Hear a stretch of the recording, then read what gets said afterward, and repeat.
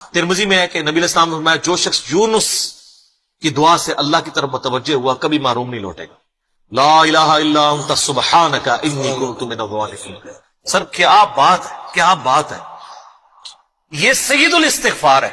دنیا میں اپنی کمزوری اپنے رب کے سامنے مانگنے کے لیے بیسٹ الفاظ، آسان ترین، مختصر ترین یہی ہے. لا الہ الا انت، اے اللہ تیرے سوا کوئی معبود نہیں. سبحانک، تو پاک ہے، تو غلطی نہیں کرے گا. انی کنت من الظالمین، میں تو غلطی کروں گا، میں تو انسان ہوں نا، تو بس معاف کر دے.